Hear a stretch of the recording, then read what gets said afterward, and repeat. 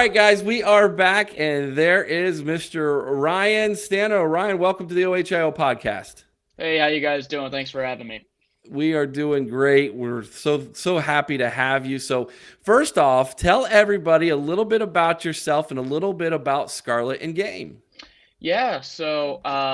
First off about me, graduated from Ohio State. Always grew up an Ohio State fan. Graduated back 2016. Started with Fansided right after that, which is we're Scarlet in Game. That's how that came to be. So, Scarlet and Game we cover all things Ohio State. So everything from football, basketball, the women's basketball game that was on today. Unfortunately, didn't go our way, but we like to cover everything regarding Ohio State sports from a wide variety of voices. We got a team of writers that write with us, and it's a nice outlet for everyone to get their thoughts on the Buckeyes out. Absolutely, and I am tickled pink to be one of those contributors. I, Yep. I joined in a little bit ago and have enjoyed being a part of Fansided. And the thing I love about it, Ryan, is it's fan driven, man. Yeah. I can't tell you how many times I get so frustrated watching the press conference and think these guys are really getting paid for some of these questions, man. It's like, come on. Yeah. Now, I know you got to play the political game a little bit. You can't always just come right out and ask the tough one, but it is so nice being a part of something that is fan driven. Is that kind of how you feel as well? That's exactly how I feel. It's a great way for fans to for us as fans to get our opinions out there, get our voices heard, because the fans are the ones watching the games, they're the ones spending money on tickets to watch these guys play, watch these guys coach. So it's a great way for me and you as a member of our team and our other contributors out there to really give our perspective as to what we see out there. And it's a great way for people to have a different perspective as far as readers go. Some readers come and they want different points of view on how the games went, how the players are playing, how the coaches are coaching, how recruiting's going. And we allow that that perspective to come through in our writing. Beautiful. Yeah, great answer. Here's our first fan submission question for you here, Ryan. First off, this is from Larry Daniels. He says, welcome, Ryan. Can you compare the pros and cons of the two quarterback candidates? Ooh, Yeah, good question.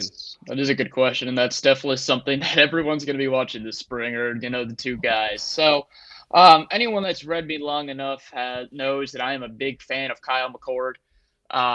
Always have been in terms of watching his tape, and really what stands out about him is his arm strength. He's got a really strong arm.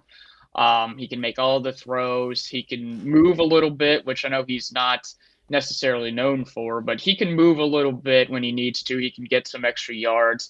And obviously, he's got that connection with Marvin Harrison Jr. from high school. So, those two were teammates. So that may give him a little bit of an edge. He's also been in the program a year longer than Devin Brown has. And he was obviously a 5-star recruit. So the one thing that has been a question with him, and we saw that in one game that he started at Akron, was the accuracy and the decision making. The accuracy is good because of how strong his arm is, but the decision making is what can make the accuracy a lot worse than what it should be. He because his arm's so strong, he tries to fit balls into windows that just aren't there sometimes. And I think that's what kind of separates Devin Brown from him. Is Brown's decision making was really, really good in high school. And that's why he ended up also being a 5-star recruit. He can move a little bit better than McCord, but both of them are highly accurate. They got strong arms. And I think it's going to come down to which quarterback has a better grasp of what the coaches are asking from them. They're both going to know the offense. McCord's been in there a year longer, obviously, but I think what they're going to be looking for is tighter decision making, because turnovers kill you in games, and they're going to want someone who's going to take care of the ball. Chris, go ahead and fire away with a question, and then Paul Buckeye, I'm going to get yours next. All right, Ryan. I know the biggest challenge for me is trying to balance my fandom versus my desire to stay objective. Yeah. Now, I think oftentimes it causes me to sometimes maybe be a little either overly optimistic or overly critical of the team. And Ryan and Eric would, I'm sure, tell you sometimes a little overly critical of Ryan Day. Yeah. So, how do you handle this as a fan covering the team? And what is maybe your greatest challenge as a fan journalist? Well, that's definitely a challenge. I also find myself sometimes kind of doing the same thing with Ryan Day because there have been some issues specifically this past year with the play calling that Yep. I don't know. I guess you probably don't need to run five bubble screens and a half. And I know that was the ire of a lot of fans. You think? Um, yeah, yeah, but it's when you sit back and you look at it from 20,000 feet, you realize that he's still done a phenomenal job. I mean, he's made the playoff 3 out of the 4 years he's been coaching. That's not something that is easy to do. The players obviously really respect him. He deeply cares about his players. We saw that with the Harry Miller situation. Mhm. He's not just a coach; he's a leader of men, and he's someone that the players can come in and trust. And that matters a lot when it comes to coaching these guys. But Right. it's also tough watching someone like when Jim Knowles comes in, the defense looks really good for the first 10, 11 games of the year, and then those last two they were stinkers, and then a lot of fans are like, oh, he's not as good as everyone said he was. Well, thinking about it after the year's been up and after all the emotions have kind of subsided, you realize that the defense did improve statistically in almost every category. And they were a lot better specifically in the secondary for most of the game. And if Lathan Ransom doesn't slip, a couple times in, 2 games, Ohio State probably wins a national title. So it's a lot of just kind of sitting back, re-examining the numbers because numbers don't lie. Right. My eyes lie sometimes, but the numbers don't. Great answer to the question, Ryan. Here we go. This one is from Paul Buckeye. He says, "Who gives us more grief this season, Wisconsin and Madison, or Penn State and C-Bus?" Great question, Paul. Yeah, that's a good question. I would say Wisconsin and Madison. Madison's always a tough place to play. I don't care how good the team is or who's coaching. Camp Randall is no joke.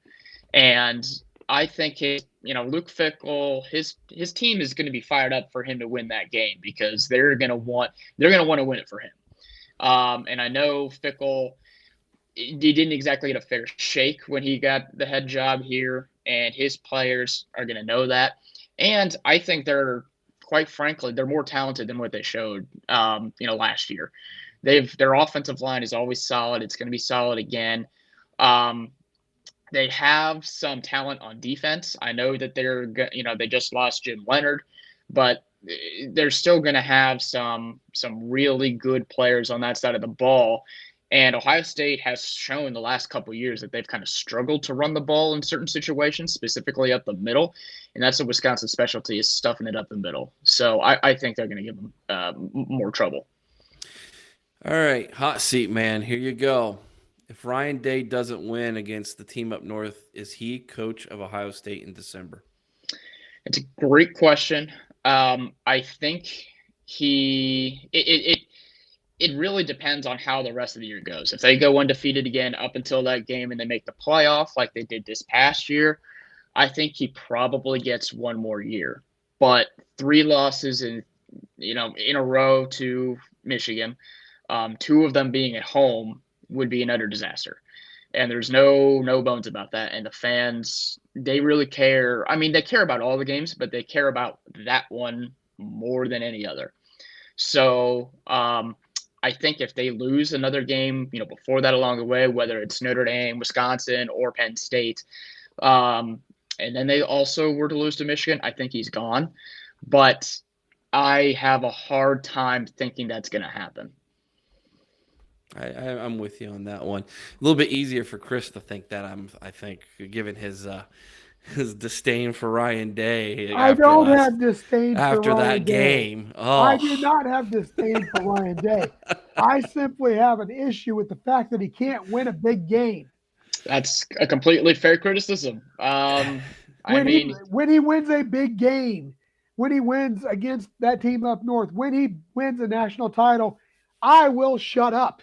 Until then, he's going to continue to get this coming from me. I'm just I poking guess, the bear. yeah. I mean, the big game he's got to his credit was the 2020 Clemson game. I mean, that was a nice win before we go into Alabama. But I mean, the results are hard to argue. I mean, lose the national title game to Alabama, lose the semifinal to Georgia, and lose 2 to Michigan. Those are 4 of the 5 biggest games he's played in. So Yeah. you're not Not to wrong. mention the Oregon game, and Yeah. Chris, do you have another football question? I know you got a I basketball do. I question. do have one. Yeah, let's stick at the football to the end because Ryan also will write about the basketball team, and we do have a couple basketball questions for you, Brian. But let's Yeah. stick the football to the end. Okay, so have to ask. I just read your article you wrote about C.J. Stroud running the ball. Yeah. Now, you'd mentioned that that's one of his big regrets. Yeah. That he didn't run more. Do you feel this was of his own doing, or do you think maybe Ryan Day was holding him back?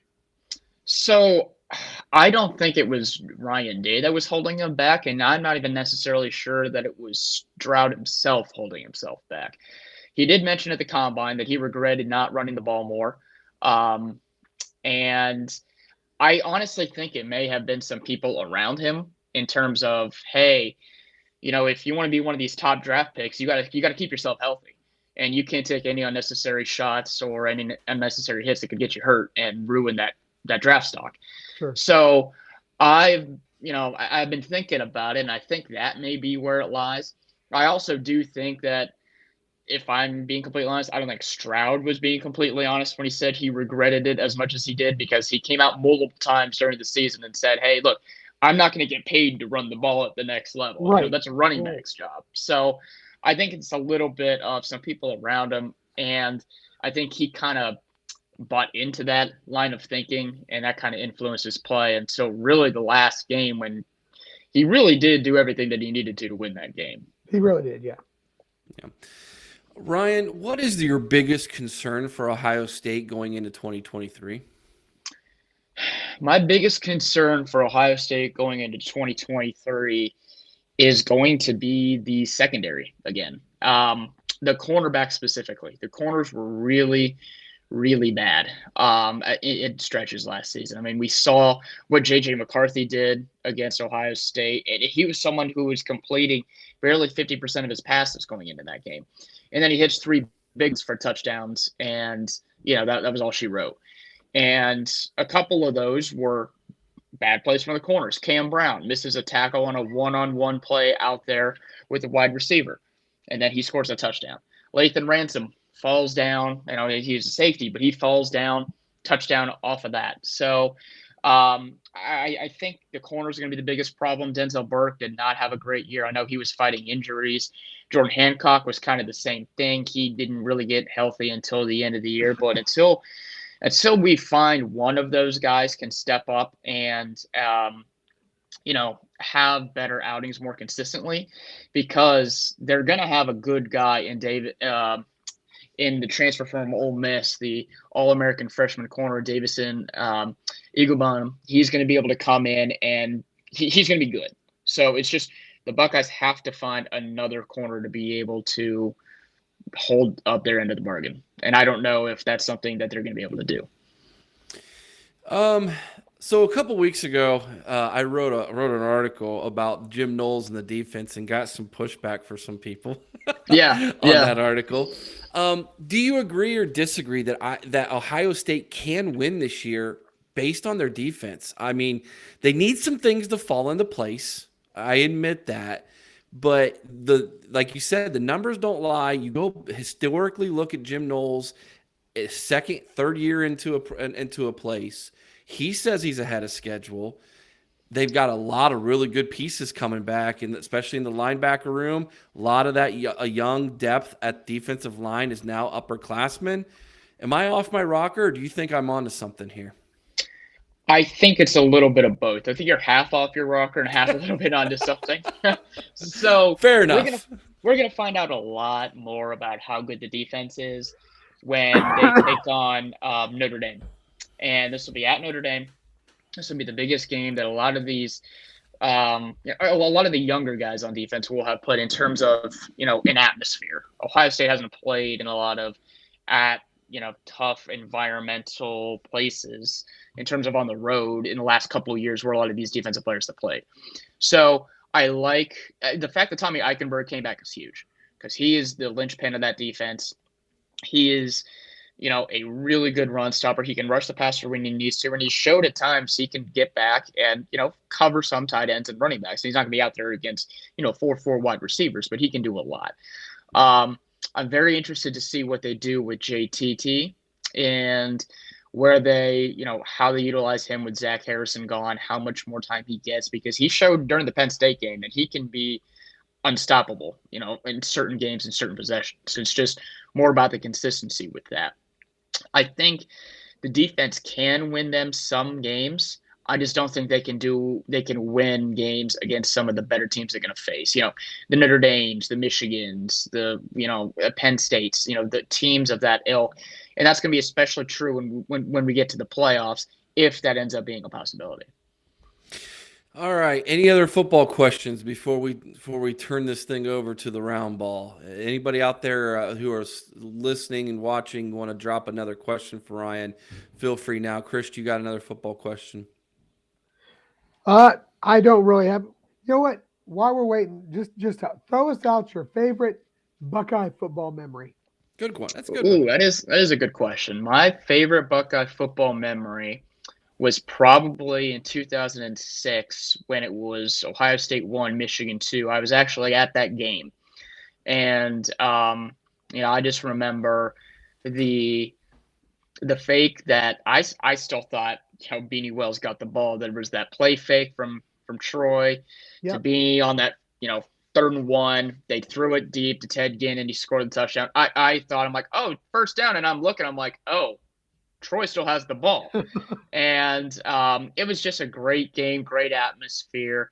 It was one of the best, it was probably the best football game, I've ever been to. It was it's pretty close between that and the 2016 OSU Michigan game, which I was also at, the double overtime game where everyone was holding their breath on the JT spot. Those are the two. It was a first down. It was a first down. Absolutely. So are you going to the Notre Dame game this year? We had plans to go to the Notre Dame game this year. Unfortunately, though, one of my friends is actually getting married on that day. So we're gonna miss it. They're not from Ohio State, so they're a friend from back home. So unfortunately, we're not gonna be able to make that one. Larry Daniels asks, any scoop on the health of the running backs, Ryan? So they should all be healthy once the season starts. But Trevion's not going to be there for spring for most of the spring, still recovering from that broken foot and that surgery he had. Mayan he should be healthy. Dallin should be healthy as well. So it's really going to be once the fall comes around that everyone is finally going to be fully healthy and they're going to figure out what the running back rotation is going to be. Maybe there have been rumors swirling that Dallin Hayden could transfer just because for some reason Ryan Day decided not to play him down the stretch. But as far as the health goes, they should all be good to go once the season actually starts. There you go. All right, Chris, go ahead and ask your basketball question because I'm telling you, you don't want to get me started on this basketball team. Yeah. Well, I know we're a football show, but I have to ask, you cover Buckeye hoops. What are your thoughts on the state of the team this year, given the talent they had? And do you think that Chris Holtmann will be back next season? So I'll answer the first part of your question first. The season was a disaster. There's really no other way to put it. You lose 9 straight games, 14 of 15. So, they ended up finishing the regular season with 3 wins in 2023 once the calendar flipped. There's no reason why they shouldn't have won more games with the talent that they had. the talent that they brought in, specifically with the recruiting class. They had a top 10 recruiting class this year. There's really no reason why they should have not been, at least top 6 in the Big Ten, not second to last. As far as Chris Holtmann returning next year, I don't think he should, but he's going to because of that buyout. The buyout is about $20 million. It's pretty onerous, and because Gene Smith gave him that extension last year when he didn't really need it, he's going to be back next year. Now, if things continue to go south next year, that's when things might be changing. But Holtmann will be back next year. Well, now, see, I've heard rumors too that Holtmann may leave of his own doing. Notre Dame, possibly. The Notre Dame job, possibly. There's a little smoke there, but I don't. Yeah, there have been some rumors, but he came out and said he loves it at Ohio State. He's not going anywhere as far as on his own volition. And like I said, he's going to be back at least one more year. Now, next year, he might be like, well, I might end up leaving again if things go south. He might leave under his own volition then, but he's staying until at least next year. Ryan, where can everybody read you and me if they want to every now and then? Where can they read you at and tell everybody where they can find your articles and all of that good stuff? Yeah, so you can come to scarletandgame.com. You'll have all of our readers, all of our articles available to you there. We cover, like I said, all things Ohio State. There's football tabs, basketball tabs, recruiting tabs. So, we keep track of all of it. And also on the main page there, we have a nice little link to your guys' podcast down there, the OHIO podcast. We're proud to be partnered with you guys over here at Scarlet and Game. So, we're excited about that. And, you guys can all come check us out at scarletandgame.com. Beautiful. You're also on Twitter, I believe. So if you want to follow you on Twitter, we're on Twitter at Scarlet and Game at Scarlet and Game. On Facebook as well. And I'm personally on Twitter at Stano19 as well. So come follow us. Beautiful, guys. So there you go, man. Go to scarletandgame.com. Check out the articles. Ryan does a great job writing. I wish I had half the talent he does when it comes to writing. He's very talented, very enjoyable. There's a lot of writers on this beat I can't stand to read. And you're not one of them, Ryan. I enjoy your writing, man. So I do want to encourage you. We try to share as many of your guys' articles as we can on our Facebook page. So be on the lookout for that as well. And really looking forward to this upcoming season. It has been a great partnership so far. Been very happy with Fansided and the platform that they have offered us here at the OHIO podcast, the platform you've offered me to share my thoughts and feelings about the Buckeyes. I truly appreciate that. And it's been a really good partnership so far. I really do enjoy that. Chris, any last thoughts, my man? Well, I got to ask. We have 3 away games this season in Indiana. Mm-hmm. Yeah. Is there a chance that we might just see an OHIO tailgate partnered with Scarlet and Game on site somewhere in Indiana? We know Notre Dame's out. We know Notre Dame's out, but we'll take a look. I mean, I'm here in Columbus, so I will sometimes go out there for games when it's back home. There could be a possibility. We'll talk. I've been to Indiana before. Those people are a lot of fun to tailgate with, actually. Yeah. IU is a lot of fun to tailgate. Absolutely, it is. That's not too bad for everybody. So we are going to go to some away games this year. That's definitely on the docket, especially when you have 6 of them. This hasn't happened since, what was it, like, what did I read the other day?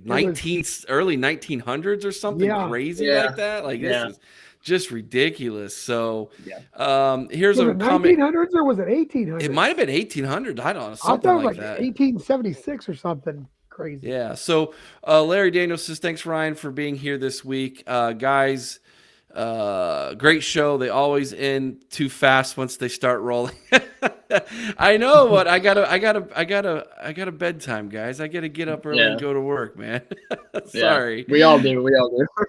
Yeah. Brad Overding says, great show, guys. Appreciate that, Brad. Thank you so much, my man. Appreciate you coming and being a part with us.